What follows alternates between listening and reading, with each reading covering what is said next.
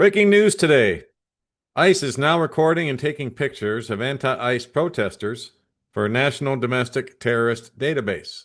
Everyone, Johnny here, don't speak news. Well, for those of you who don't know, we've had a domestic terrorist database for quite some time, ever since the Patriot Act got passed back in 2001.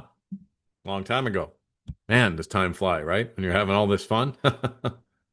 Not so much. But anyway, I put the video up on YouTube already on the YouTube channel, but I'll play it again for you now.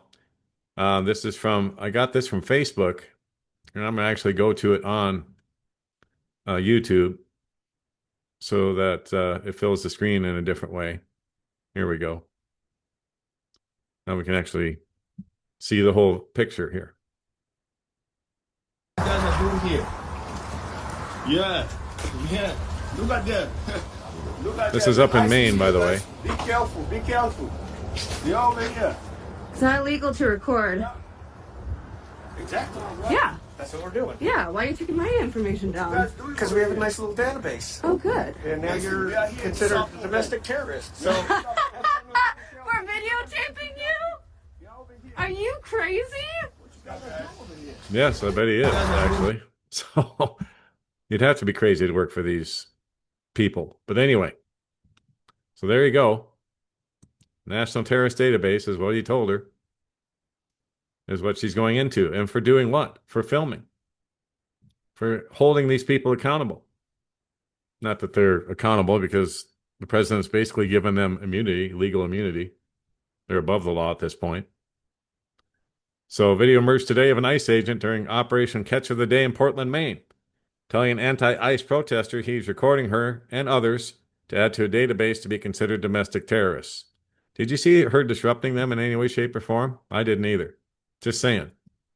Border Czar Tom Homan announced on January 15th a plan to create a public database targeting individuals who interfere with immigrations and custom enforcement operations during anti-deportation protests. And so, yeah, essentially, if they scan your face anywhere near an ICE operation, you'll be in their terrorist database. But they've been putting people in there for blog posts. I've been on their database since 2008. Since 2008, I've had those S's, those 4 S's stamped on my boarding pass if I go on a domestic flight or any flight at all. Not that I plan on flying anymore, especially now that all the pilots are jabbed up and are ticking time bombs. No thanks. But you get the point. I've been in the database since 2008, and many of you that are listening right now have been as well. You've told me about it in emails and comments. But anyway, back to the story. This initiative aims to document and publicize. So they're going to dox you. The names, faces, and other details of those arrested for actions like obstruction, interference, or assault on ICE agents, which is all interpreted by them. All right? Just filming them, you're going to be put in the database. He just told her. So it says here the goal is making them famous by broadcasting the information on TV and notifying their employers, neighborhoods, and schools, Holman shared. Yeah, so ruin their lives, essentially, is what they're trying to do. And they're trying to scare everybody else into not protesting anything they do, which now they say they have the right to enter your home without warrants. Just smash right in. That's the memo they sent to their agents.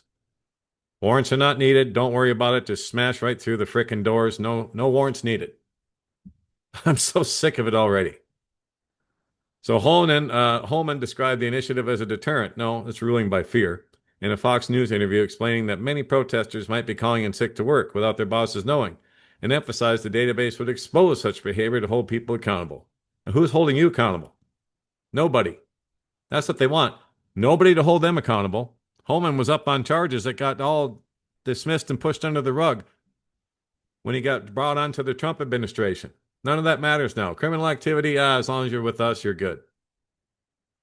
So this policy emerged amid escalating protests against the Trump administration's mass deportation efforts, specifically after the fatal shooting of Renee Good on January 7th this year, 2026. No official rollout details have been released, but Holman has indicated that the database is in development, knowing ahead of ICE surging resources into sanctuary cities. This was from Kim Katie, USAD, over on Facebook. So this is exactly what I've been talking about ever since this ICE crackdown began. ICE was never just about deporting dangerous illegal immigrants. All it takes is some simple Google searching to find out that the Trump administration is deporting more families, including women and children, than they are dangerous criminals. The administration asserts that its enforcement targets criminals, not families. DHS reports under Trump that border apprehensions have dropped sharply, and the number of unaccompanied minors crossing the border has reached a record low, falling to just 0.4% of illegal crossings in early 2025, down 4.6% under Biden. Down from 4.6% under Biden. However, government data shows a gap between the rhetoric and reality. Imagine that. As of June 2025, 71.7% of ICE detainees had no criminal convictions. Let me say that again. As of June 2025, 71%, almost 72% of ICE detainees had no criminal convictions, and 84% were not assigned a threat level, suggesting many are not dangerous. Critics argue that the broad enforcement sweeps protect families, women, and long-term residents, not just criminals. Many of them here are naturalized citizens. Many here are here under protection orders, and yet none of that matters. If you're the wrong color or you're speaking with an accent, I've heard it. You guys have seen it and heard it on video. If you're speaking with a foreign accent, they're going to arrest you, detain you at least. Then they want to scan your face. While the administration emphasizes high-profile raids on criminal networks, evidence indicates that the majority of those detained are not violent offenders, raising concerns about the impact on vulnerable populations, including women and children. In the military, they make you take an oath to defend the Constitution from enemies foreign or domestic.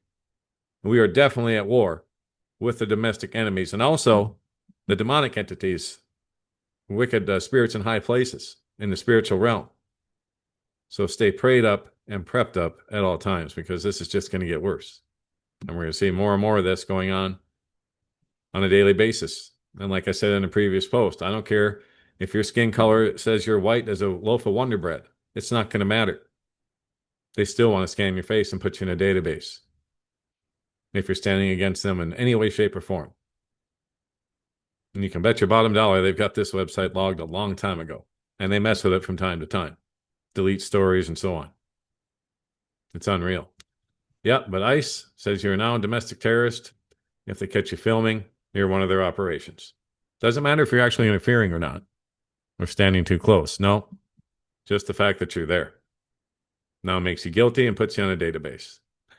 With no way to appeal that, by the way. There's no way to get yourself off of that. No, not unless you got lots of money and connected attorneys who can get into the right people to get you off the database. It's almost impossible.